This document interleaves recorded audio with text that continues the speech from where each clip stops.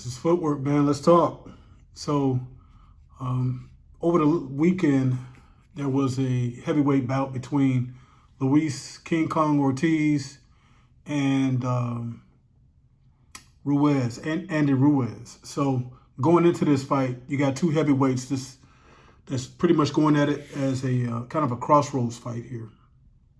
And with this fight, it's going to kind of decide who's going to go on to continue to be like a top tier, top flight type heavyweight, and who's going to kind of take a step down to be like a middleman or journeyman in the heavyweight division, maybe a gatekeeper, that type of status. And so this fight was on Fox pay-per-view or PBC FS1 pay-per-view, whatever. I don't think it really deserved that, but that's where they put the fight at. For some reason, they had this thing where they wanted Luis Ortiz on these pay-per-view cards that just didn't seem to add up. There's rumors that maybe they were trying to set him up for another Deontay Wilder rematch going into this fight, which was, I think, just a horrible idea. I don't know what PBC is doing some of the times. But anyway, going into this fight, you got Luis Ortiz going up against Andy Ruiz here on the right. And Andy is the guy who went up and he knocked out, what's my man name, AJ, Anthony Joshua. And in the rematch, he lost it pretty much by eating himself out of the fight. They said that he was eating pizza and cookies and stuff going into the fight, and he showed up 20 or 30 pounds heavier than he did in their first match, and he just got outboxed. But let me tell you real quick what I do like about these guys before we get into this actual fight. So King Kong on the left here. So he's very intelligent. You know, he's big, he's strong, he's got good long reach. I think he's about 6'3" and a half, 6'4", somewhere in that range. So he's not the tallest among today's heavyweights, but he's a big, strong, solid heavyweight with craft and good hands, and he's Cuban school, so he's got good fundamentals. But he doesn't always have the best defense. Sometimes he lacks keeping his hands up, and that's what's kind of got him stopped by Deontay Wilder when they had two fights a few years ago. And so, but this guy's a solid guy. I actually saw him fight in person and get a stoppage. His whole game plan is pretty much to go in, establish his jab, and then work off that jab. But really, he's a counterpuncher. And for that matter, both of these guys are counterpunchers. That's their bread and butter going into these fights, is that they're looking to throw something to entice you to throw so that they can counter what you throw. And so that's what King Kong, that's what his bread and butter is. The only thing is that Ruiz is a little bit faster with his hands than King Kong. In this picture, it looks like King Kong might have bigger gloves on, but they are the same size according to the athletic commission of whatever state that they're fighting in. But the bottom line is that his hands and his feet are a little bit slower than Ruiz. I think he hits harder, but you know, getting the target home was going to be the challenge. That's why I picked Ruiz going into this fight, because Ruiz is also a counterpuncher, but he puts his combinations together a little bit quicker. So as soon as he sees an opening, he's able to kind of respond. And he really had a magnificent run on his way to his title shot. It's just a really good story on how he became the first Mexican heavyweight champ in history. So nobody be able to take that away from him. But going into this fight, he just hasn't really looked good since the first AJ fight. And in that fight, he got knocked down. So his defense isn't necessarily the most top flight thing, but it's good enough to put him in position to be able to counter the guys that he goes in there with. So he still has a pretty good record, and so does King Kong. But when they got into this fight, it started off kind of slow in the very beginning, and then, you know, the fireworks started. As far as who was kind of getting their way, it looked like King Kong was kind of starting to impose himself. He was trying to walk Andy down, and back him up into the ropes a little bit. And Andy was very cautious and aware of how hard King Kong hit, as well as how crafty and sneaky he was. So he was alert to that. So he was really just trying to manage his openings, and I think he was trying to extend King Kong a little bit because he thought he might have been in a little bit better shape. So it didn't take too long, because in the first 3-4 rounds of the fight,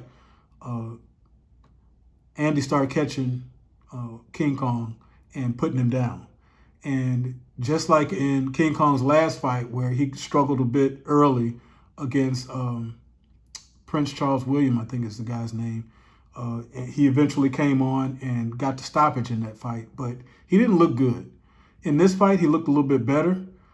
Even when he got knocked down, he got up strong and he reacted well. He saw, the punches that Andy was coming in with and trying to get him out of there. He was able to roll, hold, and kind of maul his way to not getting stopped.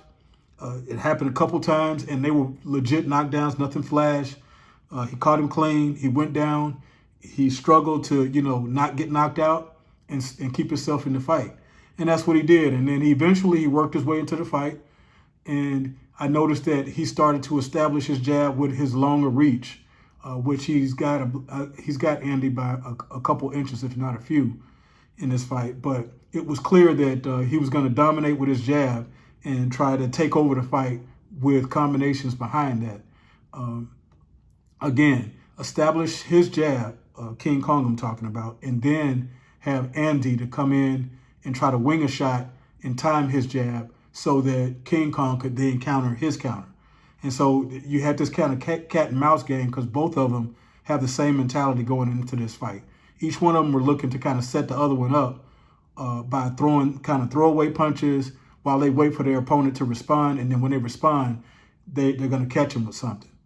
And so counterpunching just means that you throw a punch, and when the guy throws back, you either duck that punch and come back with something yourself, or you punch with them.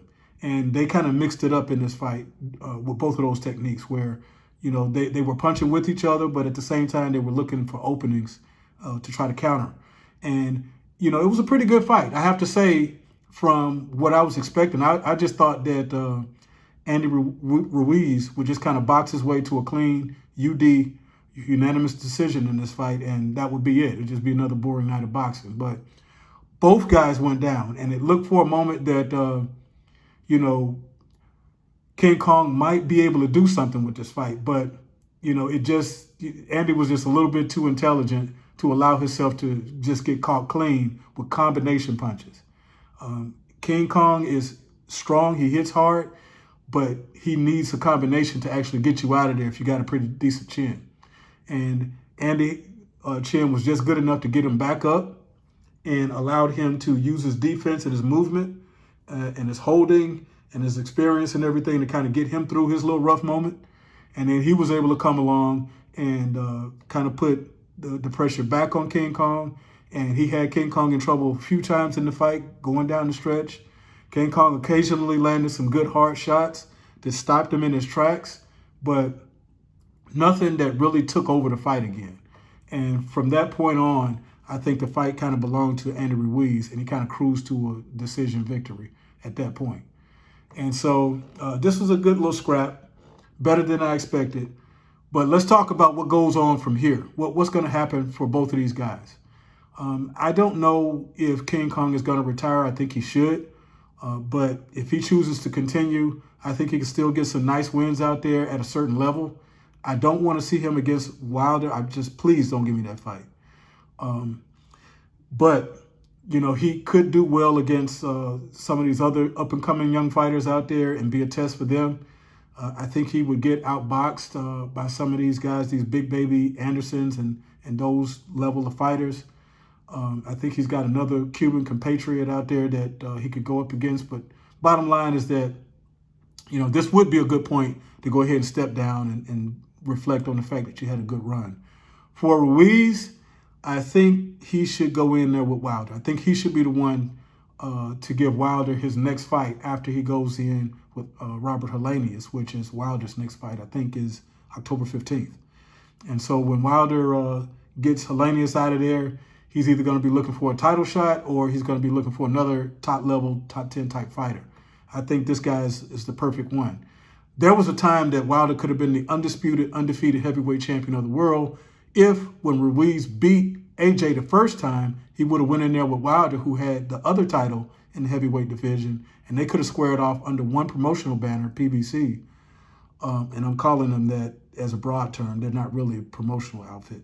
But the bottom line is this, is that Ruiz would have went toe-to-toe with Deontay Wilder, and I think he would have got stopped, and Wilder would have been the undisputed heavyweight champion of the world, and he could have defended that title against Anthony Joshua and really cemented his legacy at that point.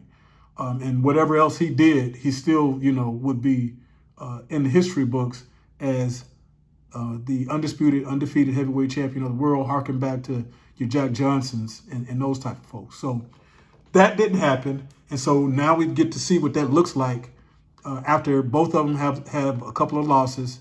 And I still think Wilder would, at some point, line him up with the right hand and get Andy out of there and, and hurt him real bad. But that's what I think would be a good fit for him. Other than that, it's hard to see Andy beating your Furies.